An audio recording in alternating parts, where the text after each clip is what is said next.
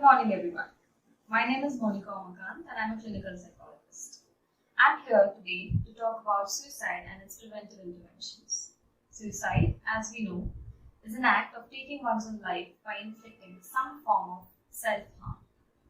After tuberculosis, road accident and interpersonal violence, suicide is the fourth leading cause of deaths worldwide. According to WHO, every 40 seconds there is a life we are losing to suicide. And globally, suicides are more than female suicides. There are particular groups which are more vulnerable, and we call them as risk categories or risk groups for suicide. They range from age, gender and societal measures to something called as chronic illnesses and etc. things. So people who belong to a marginalized community, people who face racism and discrimination on a regular basis, widowed, divorced communities, teenagers facing a lot of bullying and discrimination at their social life, also queer population and people under life stresses such as loss of job, loss of a loved one, loss of a relationship, financial problems, chronic pain, chronic illnesses, and terminating illnesses, being diagnosed with a mental illness. Also, with people who have a family history of suicide or family history of mental illnesses are also at the vulnerable risk group. Personality disorders also deserve a mention over here, especially the borderline personality disorder, due to their known pathology of impulsivity and vulnerable emotional states. Low income, unemployment and poverty is also a group which is at risk. In spite of all of this, yet depression is still one of the leading causes for suicide. More than half of the world suicide rates belong due to depression. And our India's contribution towards suicide is 1 of 3 females and 1 in 4 males. As in the whole world, if there are 3 females committing suicide, 1 among them is from India. If there are 4 males committing suicide, 1 of those 4 is from India. So this is what India's suicide rates have been so far. There are some warning signs you may have to keep looking out for, to identify and prevent at any stage of these incidents. Warning signs are more or less like cry for help, and these warning signs are usually shown for days, weeks or even months. Warning signs can be identified, but one has to know what are they, what are the warning signs. Sometimes the warning signs can be missed because they may or may not be directly related towards suicide. But each and every warning sign is very important to be notified and identified and acted upon.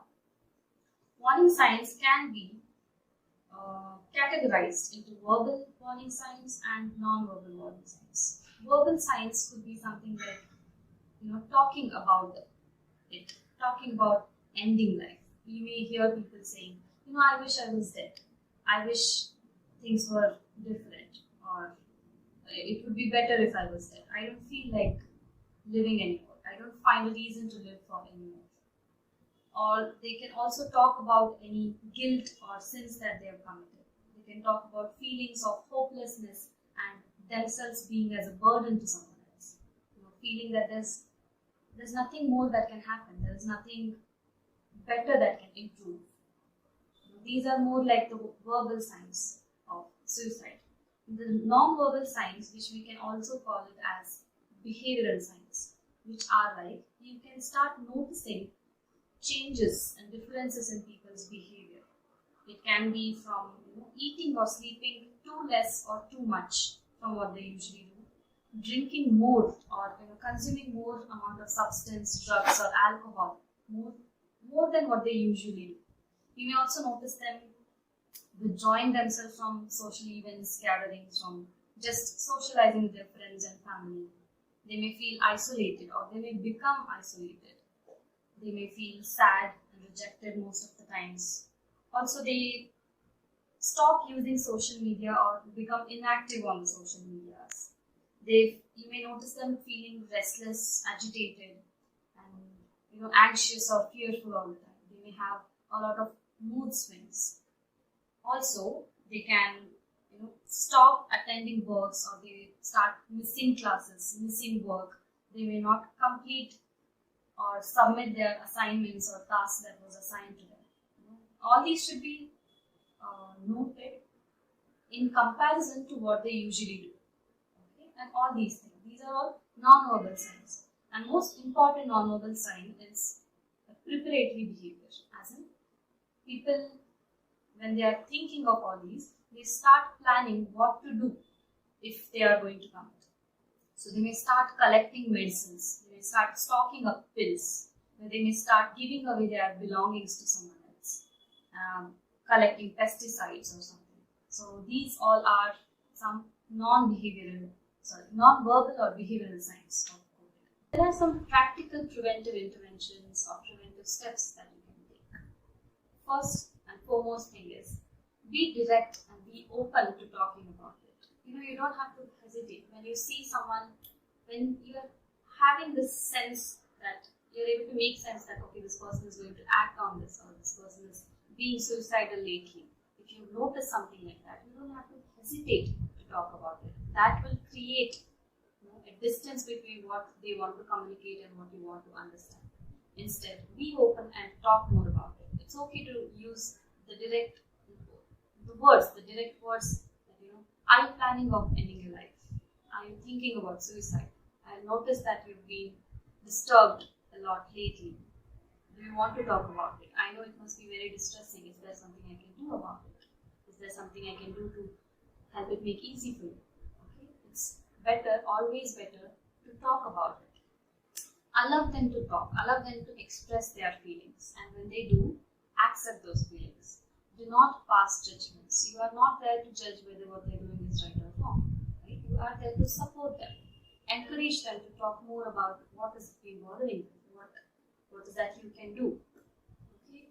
Also, don't debate whether suicide is right or wrong, whether what they're feeling is good or bad, whether their emotions are valid or invalid.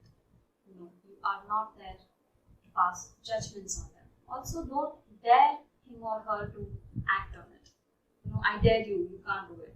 I'm sure you can't do it. I'm sure you're just saying it. These are not something that should be taken so lightly. Also, don't swear upon secrecy for them.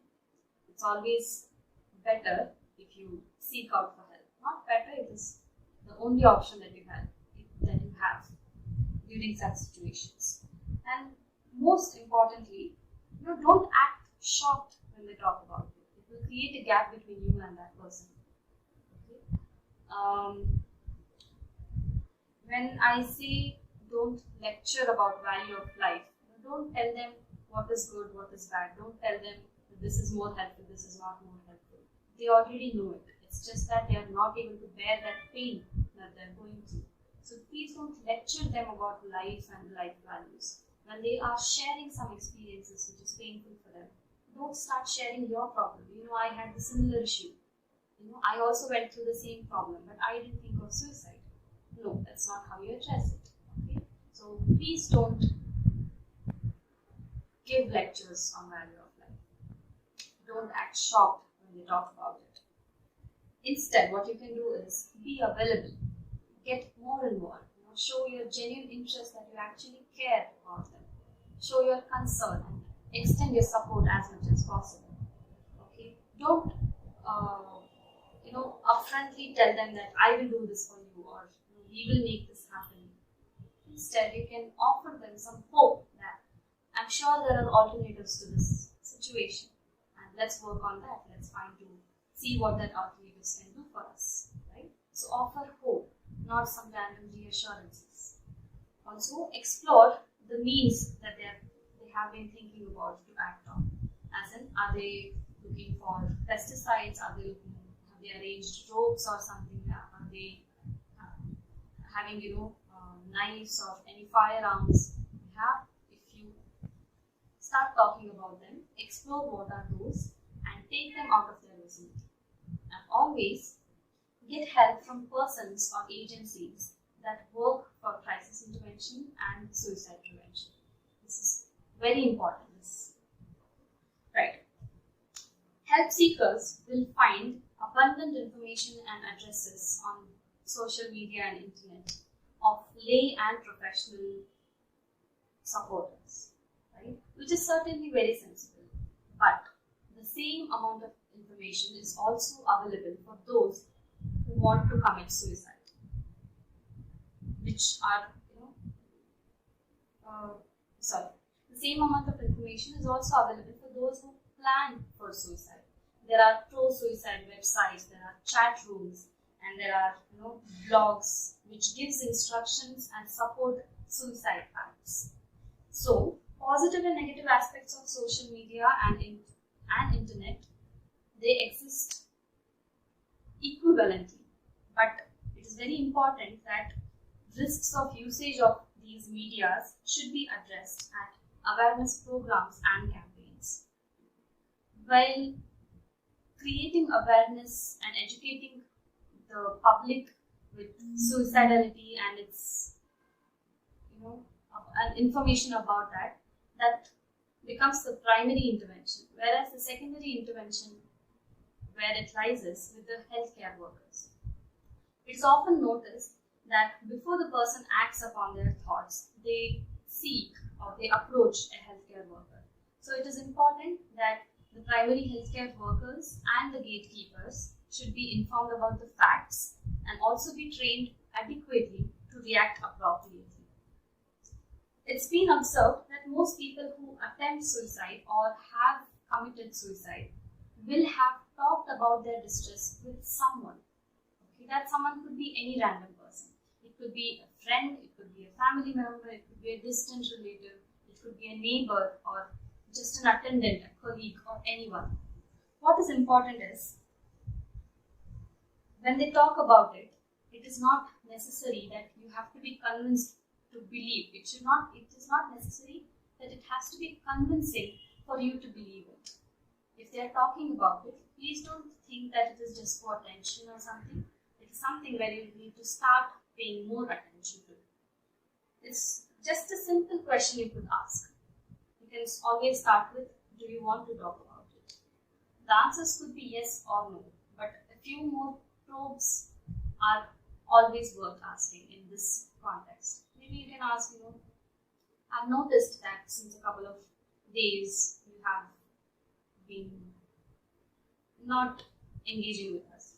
Since a couple of days I've seen you feel very low. You seem really sad and disturbed about something. Is there something we can talk about? Is there something we can do about it?